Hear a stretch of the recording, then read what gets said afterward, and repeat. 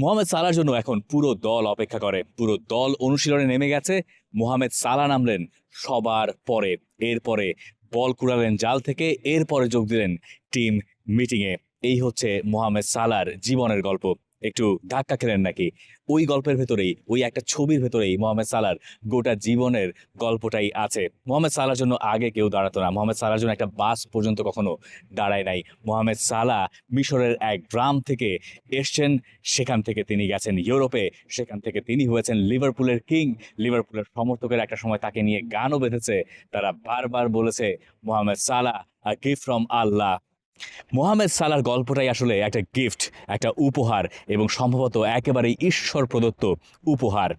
নিজের গ্রাম থেকে তিনি উঠে এসেছিলেন, যে গ্রাম থেকে ফুটবলার হওয়া বেজায় কঠিন কাজ, যে গ্রাম থেকে ফুটবলার হওয়ার স্বপ্ন দেখলেও আপনি বড় জোর শান্তি। ক্লিক ফ্যান, প্রশান্তির হাওয়া ছড়িয়ে যাবে সবখানে। নিজের পাশের শহরের একটা ক্লাব পর্যন্ত যেতে পারবেন। মোহাম্মদ সালাহর ছোটবেলার সেই মেধার কথা জেনেছিল অ্যারাব কন্ট্রাক্টর নামে একটা ক্লাব। সেই ক্লাবে প্রতিদিন অনুশীলনে যেতেন মোহাম্মদ সালাহ। অনুশীলনে যাওয়ার আগে নিজের গ্রাম থেকে তিনি একটা মাইক্রো বাস বা একটা বাসে উঠতেন, যে বাসে করে প্রতিদিন তাকে 5 থেকে 5.5 ঘন্টা জার্নি করে ওই জায়গায় খেলতে যেতে হতো অনুশীলন করার জন্য। এরপরে আবার 5-5.5 ঘন্টার জার্নি করে তাকে আবার নিজ গ্রামে ফিরতে হতো। একাগ্রতা না থাকলে ওই বয়সী 12-13 বছর বয়সী কারো পক্ষে কি ওই স্বপ্ন দেখা সম্ভব? মোহাম্মদ সালাহ সেই স্বপ্নটা দেখেছিলেন, এবং তারপর ওই অ্যারাব কন্ট্রাক্টরের থেকে নিয়মিত যাতায়াত, ওই বাসে যাতায়াত, সেখান থেকেই মোহাম্মদ সালাহর ফুটবল উত্থানের গল্প শুরু। সেখান থেকে তার পাওয়া প্রথম পেশাদার কন্ট্রাক্ট, সেখান থেকে একটা সময় এফসি বাজেলে যাওয়া, সেই সুইস ক্লাবের হয়ে মোহাম্মদ সালাহ নজর কেড়েছিলেন চেলসিতে। যখন তিনি গেলেন, সেই চেলসিতে তার সময়টা খুব একটা ভালো যায়নি। জোসে মরিনিও তাকে খুব একটা সময় দিতে পারেননি। তারপর বাধ্য হয়েই চেলসি ছেড়ে তাকে যেতে হলো ফিওরেন্তিনায়, ইতালিয়ান ক্লাব, যেখানে তিনি খুব ভালো করছিলেন। সেখান থেকে গেলেন এএস রোমায়, যেখানেও তিনি বেশ ভালো করছিলেন। তারপর 2017 সালে তার সেই ব্রেকিং পয়েন্টটা এলো, যেখানে গিয়ে তাকে টার্গেট করলো লিভারপুল, কিন্তু টার্গেট তিনি ছিলেন না ইয়র্গেন ক্লপের। মোহাম্মদ সালাহকে আসলে টার্গেট করেছিল লিভারপুলের স্কাউটিং টিম। তারা ডেটা দিয়ে ইয়র্গেন ক্লপকে কনভিন্স করিয়েছিল যে এই ফুটবলারই আপনার প্রয়োজন, এবং আপনি এই ফুটবলারকে নিলে ভুরি ভুরি গোল পাবেন।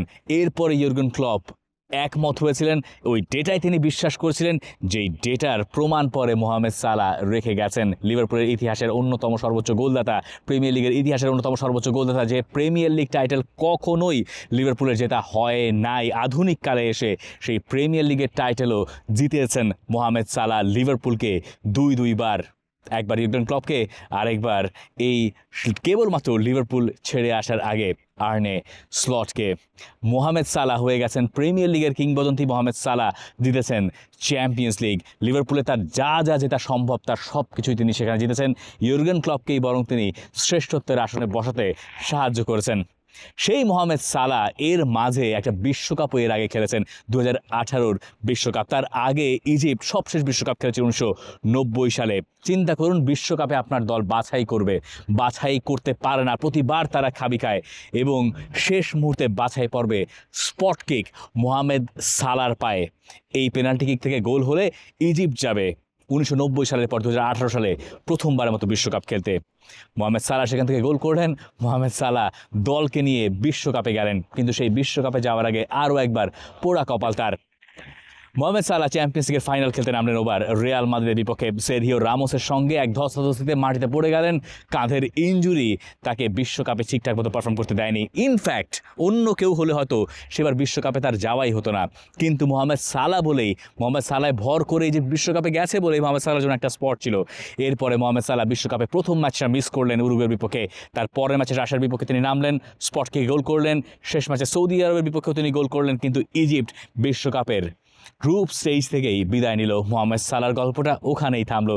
2022 বিশ্বকাপে বাছাই করা হয় নাই মিশরের, অর্থাৎ মোহাম্মদ সালাহর। 2026 আরও একবার ইজিপ্ট বিশ্বকাপে জায়গা করে নিল। আর তার আগে মোহাম্মদ সালাহর গল্পটা থাকলো একই রকম আফ্রিকা কাপ অফ নেশনসে। চিন্তা করুন, ইজিপ্ট যে টুর্নামেন্টের সফল দল, সেই টুর্নামেন্টটাই কখনো মোহাম্মদ সালাহ জেতা হয় নাই, মানে আফ্রিকা কাপ অফ নেশনস। সেই মোহামেদ সালাহ 26-এ বিশ্বকাপে এলেন, বিশ্বকাপ থেকে দলকে নিয়ে পরের রাউন্ডে উঠলেন, অস্ট্রেলিয়ার বিপক্ষে টাই ব্রেকারে দলকে জেতালেন এবং টাই ব্রেকার জেতার পর মোহামেদ সালাহকে আমরা দেখলাম তিনি উদযাপন করছেন কারো কাঁধে চড়ে, টিমমেটের কাঁধে চড়ে অ্যারাব গান গেতে গেতে। মোহামেদ সালাহর জন্য এখন সবাই অপেক্ষা করেন, মোহামেদ সালাহর জন্য গোটা দল অপেক্ষা করে, মোহামেদ সালাহর জন্য বিশ্বকাপও অপেক্ষায় ছিল যে মোহামেদ সালাহর সেই মুহূর্তটা কবে আসবে। সেই মুহূর্তের দেখা মোহামেদ সালাহ পেয়ে গেছেন। মোহামেদ সালাহ এবার দেখা পাচ্ছেন আর্জেন্টিনার লিওনেল মেসির এবং আটলান্টা স্টেডিয়ামে। মোহামেদ সালাহ তার বিশ্বকাপের সবচেয়ে বড় ম্যাচটা খেলতে নামছেন। এই ম্যাচে কথা হবে সব লিওনেল মেসিকে নিয়ে, কিন্তু তিনিও তো ইজিপশিয়ান কিং, তার নাম মোহামেদ সালাহ। গোটা দেশের আশা ভরসা, গোটা মহাদেশের স্বপ্ন থাকবে একজনের কাঁধে। যদি মোহামেদ সালাহ পারেন, সালাহ তো এর আগে অসাধ্য সাধন করেছেন। সালাহ ওই 12 বছর বয়সে 5 ঘন্টা 10 ঘন্টা বাস জার্নি করেছেন। এই সব গল্প তার ফ্ল্যাশব্যাকে আসবে যখন তিনি লিওনেল মেসির প্রতিপক্ষ হিসেবে মাঠে নামবেন বিশ্বকাপের রাউন্ড অফ 16-এর ম্যাচে। যদি তিনি পারেন মিশরকে নিয়ে বিশ্বকাপে কোয়ার্টার ফাইনালে তুলে দিতে। জীবনের গল্প যেমন লিওনেল মেসির আছে, মোহামেদ সালাহরও তো আছে। সালাহর গল্পটা হয়তো আড়ালে থাকে অনেক সময়, কিন্তু বিশ্বকাপ এলে সেই গল্পগুলো সামনে আসে। মোহামেদ সালাহর জন্য এখন আপনি অপেক্ষা বোধহয় করবেন। বাস হয়তো তার জন্য অপেক্ষা করেনি, মোহামেদ সালাহ সেই বাসে ছুটেছেন, বারবার সেই বাস তিনি ধরেছেন, ধরে কাঙ্ক্ষিত লক্ষ্যে তিনি পৌঁছেছেন এবং এখন তার লক্ষ্য আর্জেন্টিনাকে হারানো, তার জীবনের বা ক্যারিয়ারের সম্ভবত সবচেয়ে বড় ম্যাচে। For more updates, subscribe to our YouTube channel and click on the bell icon. Follow us on Facebook and Instagram. Download T-Sports app to enjoy exciting games and highlights. Visit tsports.com.